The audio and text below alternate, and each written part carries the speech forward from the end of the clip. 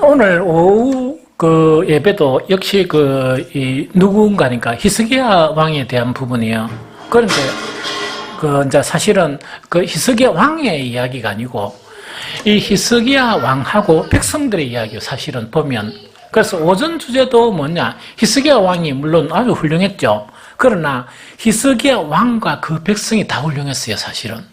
그래서 오늘 오후에도 뭐냐니까 역대하 30장 20절 21절을 통해 가지고 이 히스기야 왕과 그 백성 이야기를 오늘 이래서 같이 나눌까 하는 생각이 듭니다. 오전에 이야기한 것처럼 히스기야가 왜 대단하냐? 그 대단하냐 하니까 정말 그 아버지 아하스 왕은 최악의 왕 중에 한 사람이었어요. 그러면서 요새는 뭡니까? 아주 나쁜 정권이 정권을 잡아도 5년, 10년 이래 잡아도 그 나라가 황폐해진다 그러죠. 무려 아하스 왕이 10수년 동안 이 통치를 했습니다. 그렇게 극악하게. 그러다 보니까 성전문은 닫히고 또 성전은 더럽혀지고 엉망진창이 된 거예요. 그래서 쉽게 이야기하면 정말 암울한 그런 시대, 영적으로 보면 너무나 암울한 시대고, 그 다음에 그걸 좀 유식하게 표현하면 영적인 극한 그런 침체기 안에 있었던 게 특히 히스기야 왕이 왕으로 등극할 때 이제 일어났던 그런 부분입니다. 그런데 이 히스기야 왕이 등극을 하면서 이 사실은 그 백성들과 함께 뭐를 했느냐? 이 성전 닫혔던 문을 다시 열고 성전을 깨끗이 하는 그런 일을 하고 그 다음에 예배를 회복한 거예요. 이 예배를 회복하고 중단되었던 유월절을 이렇게 다시 지키게 된 거, 이건 오전 예배 때 우리가 이게 다 아는 그런 부분이죠. 들은 부분이다, 그죠? 그래서 어쨌든 간에 이제 그래 했습니다. 그럼 제가 조금 전에 뭘 이야기했는가 하니까 이 이야기는 히스기야 왕의 위대함의 이야기뿐만 아니고 히스기야와 그때 함께했던 그 백성들 있죠. 백성들의 이야기다 하는 이거는 뭐냐? 아무리 왕이 이 종교개혁을 일으키고 아무리 왕이 하나님 앞에 잘 하려고 그래도 백성이 안 따르면은 이런 표는 아무런 그런 유익이 없어요. 그러면은 사실은 뭐냐? 그 유다 왕 중에서 정말 주님 앞에 열심히 하려고 그러고 참되게 정직하게 행했던 그런 왕들이 있거든요. 있는데 어떤 왕이 있는 거니까 왕은 정말 주님 앞에 정직하게 행하려고 하는데 백성이 안 따라가는 거예요. 그러다 보니까 이거는 복이 임하지 않는 그런 경우를 보거든요. 그 대표적인 경우가 어떤 경우가니까 그 요담 왕이라고 있어요. 이 요담 왕 자체에 대한 기사를 잠깐 이렇게 이제 설명을 하면 역대하 27장 2절에 보면 이런 그 성경에는 이런 내용이 있어요. 요담이 그의 아버지 우시야의 모든 행위대로 여호와 보시기에 정직하게 여호와의 성전에는 들어가지 아니하였고 백성은 여전히 부패하였더라. 이렇게 되어 있거든요. 그런데 여기서 이제 오해하면 안 되는 게 뭐냐? 성경 전체를 읽어보면 오해가 안 되죠. 요담이 그의 아버지 우시야의 모든 행위대로 여호와 보시기에 정직하게 행하였으나 여호와의 성전에는 들어가지 아니하고 일어났다고요? 이 성전에 들어가지 않았다 하니까 예배를 안 드렸구나 이래 생각하면 안 되고요. 이걸 왜 안 들어가는가 하니까 저가 아버지 우시야가 진짜 좋은 왕이었어요. 좋은 왕이었는데 쭉 하다가 이 제사는 누가 집전해야 됩니까? 제사장이 지가 하려고 해본 거예요. 지가 하려 해가지고 망한 왕이 누구냐니까 저가 아버지 우시야 왕이에요. 그러다 보니까 이 요담 왕 자체는 뭐냐니까 하나님 보시기에 아주 정직하게 행하고 자기 아버지 실수를 안 범하려고 뭐 했단 말입니까? 성전에는 아예 안 들어간 거예요. 제사장들이 들어갔다 하라고. 예배 참석 안 했다는 거 아닙니다. 문제는 뭐가 문제인가 하니까 왕은 이렇게 정직하게 하고 왕은 정말 참되게 막 하려고 그랬는데 뭐가 문제였다고요? 백성은 여전히 부패했더라. 즉 백성이 도저히 이거는 그 침체 속에서 빠져나올 생각을 안 하는 거예요. 이러다 보니까 어떤 문제가 생기는가 하니까 참으로 아무리 왕이 훌륭하게 하더라도 정말 하나님의 그런 은혜를 입을 수 없는 그런 부분이었거든요. 어쨌든 간에 그 히스기야 왕은요, 왕도 아주 훌륭한 왕이었지만은 백성들도 아주 훌륭한 그런 백성이었어요. 이 백성들도 너무 이제 훌륭한 백성이었는데, 아까 오전 예배도 마찬가지죠. 이 히스기야 왕이 뭔가니까 이때 이제 북이스라엘은 거의 종말 끝이 다 왔고 남쪽도 이제 히스기야 진화가 얼마 안 있으면 망하게 돼요, 사실은.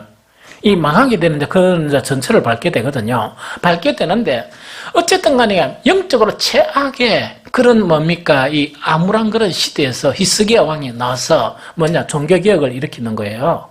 종교개혁을 일으키는데 이거는 누구와 함께 한 것이라고요? 백성들과 함께 한 거고, 그거를 남쪽 유다만 국한시킨 게 아니고 북쪽 이스라엘도 국한시키는데, 비록 소수의 인물이지만 북쪽 이스라엘의 백성도 뭡니까? 함께 한 거예요. 아주 놀랍죠? 그래, 함께 한 사람들이 그래 많았다는 이야기입니다. 우리 오전에 뵀던 나눈 것처럼 뭐냐? 그렇게 하다 보니까 유월절이 총 뭡니까? 며칠요? 유월절 하루하고, 그 다음에 무교절 7일하고, 총 8일 동안 뭡니까? 이 절기 행사를 하는 거예요. 하는데, 너무나 뜨겁고 너무나 회복이 되어가지고, 히스기야 왕이 뭐 때문에? 중보기도 때문에. 중보기도 때문에 하나님께서 그 사람의 마음을 이렇게 치유를 해주신 거예요. 치유가 되다 보니까 너무나 뜨거워졌죠. 그래서 8일간의 이 성회 자체가 만족을 못해가 얼마 연기했습니까? 얼마 연장했습니까? 7일간 다시 연장하고 이제 기쁜 마음으로 막 이렇게 된 거예요. 그러면은 오늘날 우리가 이야기하듯이 성령 충만한 상태예요. 영적으로 그 침체기를 벗어난 그 시대는 암울했지만 정말 너무나 이 영적으로 충만한 그런 상태를 회복한 거예요. 그러면은 우리가 오전 때 뭡니까? 8일 동안 여러분들 북이스라엘에서 온 사람들, 그 다음에 유다 땅에서 온 사람들이 다 운집해가 예루살렘에서 성회를 했죠. 8일 동안 하고 7일 동안 더 했죠. 15일간 했죠. 여러분들 가만히 생각하면 집에 할 일이 없겠습니까? 상당히 많았겠죠. 문제는 뭐냐니까 이 15일간의 성회를 끝나고 난 다음에 이 사람들이 다 안 돌아간 거예요. 너무 대단하죠. 안 돌아가고 뭘 했는가니까 히스기야가 이 종교개혁을 일으키는데 그 동참을 한 거예요. 이해가 되죠? 아주 놀랍죠? 이 동참을 한 거예요. 그러면은 그 동참한 내용 자체가 어딨는가니까 한 구절만 딱 보면 그 내용을 짐작할 수가 있어요. 역대하 31장 1절에 딱 보면 일어났습니다. 이 모든 일이 끝나면 거기에 있는 이스라엘 무리가 나가서 유다 여러 성읍에 이르러 주상들을 깨뜨리며 아세라 목상들을 찍으며 유다와 베냐민과 에브라임과 므낫세 온 땅에서 산당들과 제단들을 제거하여 없애고, 그 다음 이스라엘 모든 자손이 각각 자기의 본성 기업으로 돌아갔더라, 이렇게 되어 있습니다. 그럼 다시 이야기하면 어떤 부분인가, 이런 부분이에요. 그래가지고 이 8일 동안 유월절을 갖다가 이 축제를 즐기고 유월절 절기를 행하고 난 다음에 더 일주일을 연기한 거예요. 연기하고 난 이후에 이 사람들이 이 서둘러서 뭡니까? 마쳤다 해가 막 집으로 돌아간 게 아니고, 여기서 성경에 보면 이 모든 일이 끝나면, 이거는 뭡니까? 보름 동안 그 모든 이제 성회가 끝난 거예요. 끝나고 난 다음에 거기에 있는 이스라엘 무리가 나가서, 이때 이스라엘 무리라는 어떤 무리를 이야기하니까 남쪽 유대와 북쪽에서 참여했던 이스라엘 그 백성들을 이야기합니다. 이 백성들이 뭐를 했느냐? 이게 아주 중요하거든요. 뭐를 했는가니까 이 무리가 나가서 유다 여러 성읍, 예루살렘만 이야기하는 거 아니고 유다 여러 성읍이에요. 유다 여러 성읍에 이르러 주상들을 깨뜨리며 아세라 목상을 찍으며, 이거는 뭐냐? 그 나라 곳곳에 이 유다 모든 성읍에 다니면서 그때 모든 우상들 있죠. 우상들을 다 부숴버린 거예요. 다 부수고 그 다음에 요것만 끝나면은 여러분들 조금 이해가 되겠죠. 그런데 문제가 뭐냐니까 유다 여러 성읍만 그런 게 아니고 유다와 그 다음에 유다 바로 위에 있는 북쪽에 있는 누가 있습니까? 베냐민이 있죠. 베냐민이 있고 그 다음에 에브라임이 있고 므낫세가 있다, 그죠? 즉 유다와 베냐민과 에브라임과 므낫세 온 땅에서 산당들과 제단들을 제거하여 없애고 이스라엘 모든 자손이 각각 자기들의 본성 기업으로 돌아갔더라, 이렇게 되어 있습니다.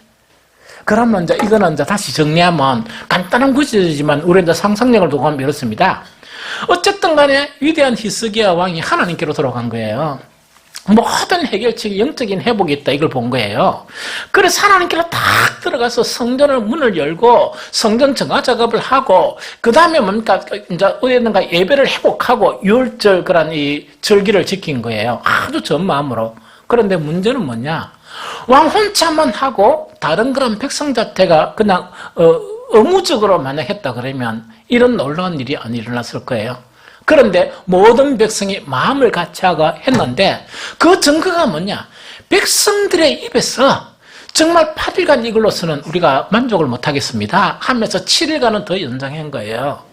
연장하고 난 다음에 그들의 뜨거운 마음으로 뭘 했는가 하니까 정말 그 땅에 있는 모든 우상들을 이렇게 모성들을 부쉈는데 집에 바로 돌아가지 않고 정말 이 뭡니까? 유다 성읍을 다 다니면서 그거 다 부숴버린 거예요. 뿐만 아니고 이게 뭔가 북이스라엘의 땅까지 넘어가가지고 뭐 했다고요?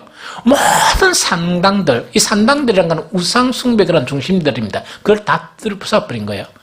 부수고 난 다음에 어디로 갔다고요? 자기 성읍으로 돌아갔다. 요게 요 부분입니다.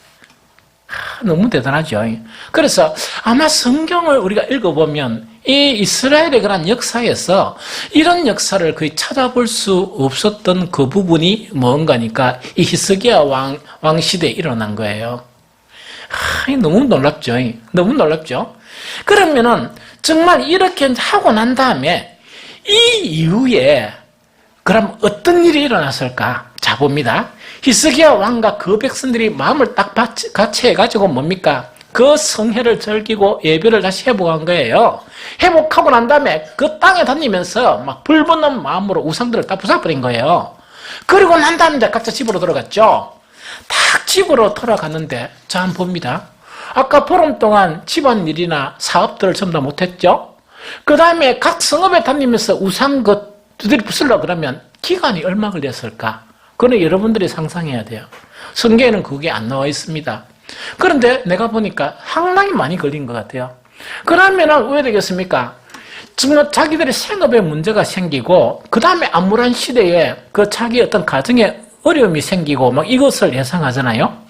그런데 전혀 뜻밖의 결과가 나타났어요. 그것도 정말 가장 이 당시에 보면 이제 말세가 가까운, 이 당시에 보면 이제 남쪽 유다도 끝이 가까운 그런 상황 속에서 아주 놀라운 일들이 일어났었어요. 그럼 이 일이 어떤 일인가? 보면 이 부분입니다. 그 당시에 자기 아버지가 너무 제사도 안 드리고 이러다 보니까 제사장이 많았겠습니까? 적었겠습니까? 적었죠? 그 다음에 이제 전역이 영적이 회복되니까 누가 필요하겠습니까? 오늘부터 목사가 이제 많이 필요한 거예요, 사실은. 우리가 이래 생각하면 됩니다. 북한이 이제 완전히 통일이 돼가지고, 북한의 이제 전역에 우리도, 우리 노예가 북한 지역의 노예예요. 그렇게 떠있는 분들이 모여서, 우리 이 부산에, 부산 돈노예 이런 게 아니고, 북한의 한 지역을 딱 두고 우리는 그 이름으로 노예를 세운 거예요. 그럼 총회에서 이거를 허가한 그 조건이 뭐냐? 혹시 여러분들 이건 알아야 되니까, 그죠? 통일이 되면 요 교회들은 어디 올라간단 말입니까? 북한에 가서 무너진 교회를 다시 세우는 사명감을 갖고 하는 거예요, 지금. 무슨 말이죠? 그러면 평양 노예 같으면 평양에서 다시 교회를 세우고, 어떤 노예 같으면 그곳에 다시 이 무너진 그런 뭡니까? 주님의 그런 성전이 있죠. 이거를 다시 세운다는 약속하에서 우리는 뭡니까? 이 무지역 노예라 그래요. 왜? 지금 이 지역에는 지역을 딱 두고 한 게 아니고 우리는 북한을 두고 했으니까 다 올라간다는 이야기입니다. 이해가 되죠? 그래서 잠깐 어떤 간에 그런 부분을 생각하면 되는데, 갑자기 그래 되면 우리 목사님들의 숫자가 작겠습니까? 많겠습니까? 엄청 필요가 많아지겠죠. 왜냐니까 거기도 올라가야 되죠. 여기도 해야 되죠. 하면 필요가 많아져야 돼요. 그런데 여기서도 뭐냐?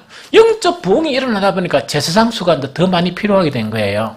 그런데 안 하다가 제사장 수나 또 레이지파나 이런 사람들이 이제 자기 활동을 해야 된다입니까? 그럼 이 사람들의 생업은 뭘 가지고 합니까? 구약시대는 11조 가지고 해요. 11조 가지고 11조를 가지고 뭐냐? 이 사람들의 생활을 주는 게, 신약을 생각하면 안 돼요. 구약에. 맞죠? 그러면은 우리 각 11지파에서 이렇게 10의 1을 주면 나머지 그 지파, 거기에 영적인 일을 하는 지파에서 그거 받아먹는 거예요. 그런데 신약에서는 뭐 그렇게 되는 거 아니죠. 11조가 목사 혼자 다 쓰는 건 아니죠. 이 무슨 말 좀 알겠죠? 시대가 바뀌었으니까. 그런데 그러다 보니까 히스기야가 이제 뭘 하는 거니까 제사장 수가 많아지고 또 영적인 일을 하는 사람의 수가 많아지니까 무엇을 정비하겠습니까? 11조를 정비하겠죠. 11조에 대한 부분을 이제 이렇게 다시 모으고 하라 이렇게 하겠죠. 그러면 우리가 딱 생각하면 암울한 시대에서 정말 여러 가지 어려운 상황에서 11조 이렇게 다시 한다 그러면 많겠습니까? 적겠습니까? 우리가 상상 땅 해보고 야, 이 제사장들이 굶어주는 거 아닌가? 안 그러면 억수로 죽만 먹는 거 아닌가? 이런 생각을 했을 거 아닙니까? 그런데 영적인 논란 각성이 일어나고 난 이후에 어떤 일이 벌어지느냐 하니까 일어난 상황은 11조가요, 이 넘친 거예요. 이 11조, 요새 11조도 헌금이지만 옛날에는 공물이나 이런 거겠죠? 그럼 이게 막 넘친 거예요. 그래서 히스기야 왕 자체가요, 딱 다니다가 딱 보니까 뭔가 곡식 자체가 너무나 모여있는 그걸 딱 보면서 누구한테 묻습니까? 제사장한테 이제 질문을 해보는 거예요. 질문을 하면서 웬 이 곡식이 이만큼 많이 있느냐? 이걸 이제 질문한 거예요. 질문하니까 그때 제사장이 대답을 한 거예요. 왕의 질문에. 그게 어디에 있느냐? 역대하 31장 10절이요. 제가 읽어볼게요. 사독의 족속 대제사장 아사랴가 그에게 대답하여 이르되 백성이 예물을 여호와의 전에 드리기 시작함으로부터 우리가 만족하게 먹었으나 남은 것이 많으니 이는 여호와께서 그의 백성에게 복을 주셨습니다. 그 남은 것이 이렇게 많이 쌓였나이다. 요게 대답이야. 그럼 여기 생각하면 됩니다. 잘 생각하면 됩니다. 그러면 처음에 우리 예상은 뭐냐? 암울한 시대였으니까 제사장 수가 많아졌죠? 그러면 왕이 이제 명령을 내리가 이 11조를 다 해가지고 생활하게 해야 되니까 왜 동안에 이제 11조를 갖다가 해야 된다 이렇게 했을 거 아닙니까? 왕의 기도는 뭡니까? 일꾼이 갑자기 많아졌으니까 이 밀꾼이 잘 먹고 있나, 잘 살고 있나 이게 걱정일 거 아닙니까? 그런데 딱 보니까 뭐냐니까 그 제사장 그의 곡물 자체가 너무 많이 쌓여져 있는 거예요. 쌓여져 있다 보니까 이것이 웬일이냐 이래 물어보니까 제사장이 뭐냐? 그 일 이후에 오해되는 거니까 이 백성들이 예물을 여호와 전에 드렸는데, 즉 쉽게 하면 11조입니다. 드렸는데 우리가 만족하게 먹었으나, 이거는 뭐 실컷 먹었다는 이야기죠. 부족하게 먹었다는 게 실컷 먹었으나 이것이 다 남은 것입니다 하는 그 이야기입니다. 이것이 다 남은 것이니 이는 여호와께서 그의 백성에게 복을 주셨습니다. 그 남은 것이 이렇게 많이 쌓여 있습니다. 요 이야기입니다. 그러면 요거를 갖다가 해석하면 이런 내용이에요. 여러분들 영적으로 회복이 되어가지고 15일 동안, 그 다음에 이렇게 이 축제를 즐기고, 축제 즐길 동안 뭐 비즈니스 아무것도 안 하죠. 일도 안 하죠. 뿐만 아니고 이 히스기야의 그런 기억, 종교개혁에 대해서 다 동참해가지고 뭡니까? 각성해서 우상 이 두드리 패고 우상 다 쫓아내고 이런 거 있죠. 그거를 다 하고 난 다음에 이 자기 이제 본성으로 돌아간 거예요. 이 돌아가고 난 다음에 또 왕이 뭐냐? 제사장이 이제 먹을 것을 줘야 되니까 또 레위 지파들이 뭡니까? 이 교회 일을 하면 먹을 것을 줘야 되잖아요? 그러다 보니까 이 11조 자체를 이제 이야기를 했는데 제사장들이 뭐라고 얘기하는가? 실컷 먹었다 이야기죠. 우리는 백성들의 그런 예물을 가지고, 즉 11조를 가지고 실컷 먹고 난 다음에 어딨다고 그죠? 남은 게 너무 많이 쌓였다는 이야기입니다. 남은 게 너무 많이 쌓였는데 이것은 누가 복을 주셨습니다? 여호와께서 복을 주셨기 때문에 이렇습니다 하는 그 이야기입니다. 자, 그러면 11조 계산은 이 교회 다니면서 똑똑한 사람들은 딱 기도하면서 뭡니까? 11조 계산을 잘하죠. 그 옛날에도 어떤 사람들이 뭐라 했는 거니까 딱 대담하게 뭡니까? 나는 우리 교회에서 무엇을 가장 많이 드리도록 11조를 최고로 많이 드리도록 요약이거든요. 그 사람 사실은 욕심쟁이에요. 욕심쟁이인 거니까 11조를 최고 많이 드린다는 것은 뭐가 많도록 기도한다는 이야기입니까? 하나님께서 나에게 재산을 많이 주도록 기도한다. 그 이야기겠죠? 이런 결과가 이게 나타난 거예요. 즉 영적인 회복이 또 되다 보니까 11조가 넘쳤다는 것은 백성들의 삶은 풍족하단 말입니까? 부족하단 말입니까? 너무나 풍족하게 변했다는 그 이야기입니다. 좀 이해가 되죠? 그 다음에 두 번째 뭐냐? 이렇게 왕이 이렇게 이 종교개혁을 일으키고 또 백성들이 함께 했죠? 탁 이렇게 하니까 그 당시의 시대가 어느 정도 바뀌어 버리느냐? 그거는 뭐냐니까 그 대표적으로 표현한 것이 히스기야를 대표적으로 표현한 거예요. 그 오늘 읽은 본문이에요. 본문이거든요. 그러면 히스기야 보니까 히스기야가 온 유다에 이같이 행하되 그의 하나님 여호와 보시기에 선과 정의와 진실함으로 행하였으니 이제 21절이다 그죠? 그가 행하는 모든 일, 곧 하나님의 전에 수종드린 일이나 율법이나 계명이나 그의 하나님을 찾고 한 마음으로 행하여 뭐 했더라? 형통했더라 하는 그 이야기입니다. 그러면 이거는 뭐냐니까 영적으로 회복이 되어지면 모든 문제가 다 해결되어야 합니다. 사실은 진정하게 영적인 부분이 회복이 되면 가정도 회복이 되고 직장도 회복이 되고 모든 것이 다 회복이 된다는 그 이야기죠. 그 자체를 갖다가 우리는 역사 속에서 보는 것이 바로 오늘의 그런 본문이었다 하는 그 이야기입니다. 이제 말씀의 결론을 맺겠습니다. 지금 우리는요, 이 시대는 오전 예배도 이야기했지만 영적으로나 사회적으로 어려운 시대에 살고 있어요. 사실은 그래요. 어려운 시대에서 가장 힘든 것은 우리가 생각하는 사회 환경은 아니에요. 가장 힘든 것은 개인이 뭐가 안 된다고요? 영적인 신앙생활이 안 되는 거예요. 영적인 신앙생활이 안 되는 것은 기도가 안 되는 거고 예배가 안 되는 거고 그게 다 무너졌다는 얘기예요. 하나님과의 관계가 무너지는 게 사실은 가장 참담한 거예요. 그러면은 이런 참담한 영적인 그런 침체 속에서 많은 사람들이 뭐를 하려고 애쓰는가 하니까 어떤 돌파구를 찾으려고 애를 써요. 오전 예배 이야기했죠? 아무 쓸데도 없습니다. 하나님께서 히스기야의 그런 기도 있죠? 그 중보 기도를 듣고 난 다음에 하나님 하신 것은 뭐냐? 백성들의 아픈 마음을 고치셨더라. 그게 가장 중점이에요. 여러분들요, 지금 영적인 침체 속에는 모든 것이 다 침체되어 있어요. 선교도 침체되어 있고, 전도도 침체되어 있고, 기도도 침체되어 있고, 예배도 침체되어 있고 이렇거든요. 이 모든 침체의 원인 자체를요, 다른 것에 타달라 그러면 해답이 없습니다. 교회를 이렇게, 예배를 이렇게 바꾸고, 그 다음에 여러 가지 이런 거를 이렇게 바꾸고, 이런 절차를 바꾸고, 아무리 해봐야 회복이 안 됩니다. 마음이 회복되지 않고, 마음이 뭡니까? 이렇게 이 아픈 상태에 있고서는 모든 부분이 다 회복되어도 아무것도 회복이 안 됩니다. 그래서 회복이 되어야 될 것은 우리 한 사람 한 사람의 마음이에요. 우리 한 사람 한 사람의 마음을 하나님께서는 오늘 예전 예배의 말씀처럼 회복을 시킨 거예요. 그 마음을 회복시키니까 예배도 회복되고 유월절을 회복되면서 히스기야가 기억을 딱 부르짖었는데 이 사람들이 마음이 회복되니까 왜 됐습니까? 그 기억에 동참한 거예요. 그 이후로부터 이 복이 임하는 거예요.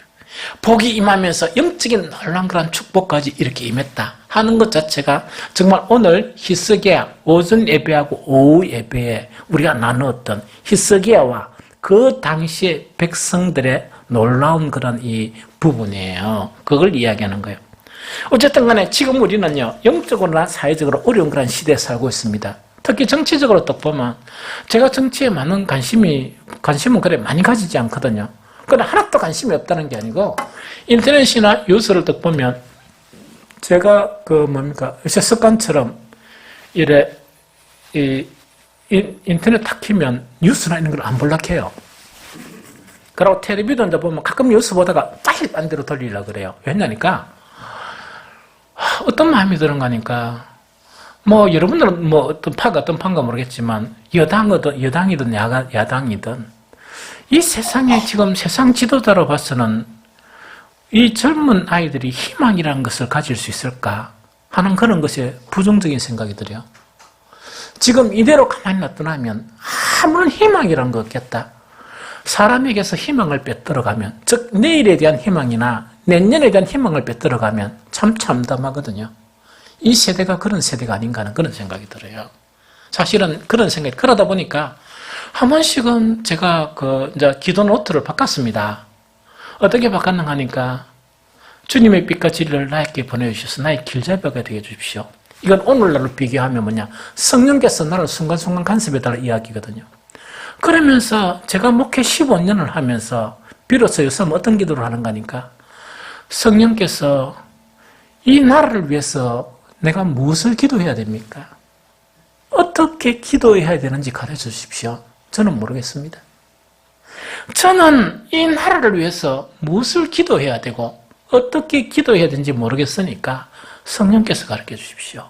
하는 그 기도가 정말 또 속눈물이 나면서 기도가 돼요. 또 한 가지 기도는 뭐냐?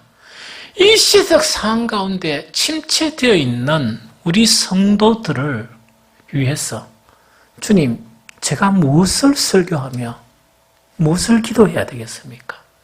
제발 그것 좀 가르쳐 주십시오. 왜냐니까 시대가 이렇다 보니까 우리 모두 다 침체되어 있거든요. 그럼 침체되어 있는데 하나님 보시기에는 마음 자체가 황폐해져 있고 마음 자체가 상처투성이라는 이야기거든요. 목사로서 무엇을 해야 되겠습니까? 그럼 이거는 뭐냐니까 어디에 손을 대려고 그래도 사람으로서 손을 댈 수 없고 뭔가를 하려고 해도 할 수 없는 그런 상황이니까 주님 나에게 가르쳐달라. 성령께서 기도하는 내용이라도 가르쳐달라 하는 그것이 요즘 목사가 기도 제목에서 아주 중요한 그런 기도 제목의 또 하나이에요. 이 시대가 여러분들 보기는 어떤가 모르겠지만 이 시대는 암울한 시대입니다. 암울한 시대거든요. 암울한 시대가 되면 고통하는 때가 되거든요. 그 고통이면 영혼의 고통입니다. 여러분들 지금 편안해요? 여러분들의 영혼이 고통하고 있는 세대예요. 이 세대가 영혼의 고통이 지금 먹을 거 있고 입을 거 있다 그래서 고통이 없는 거 아니에요.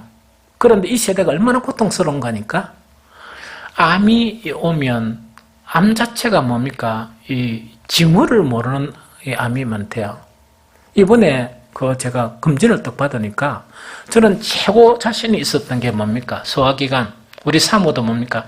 목사님, 나는 아직 소화 안 되는데 목사님은 끝내준다 소화기관 이겼습니다.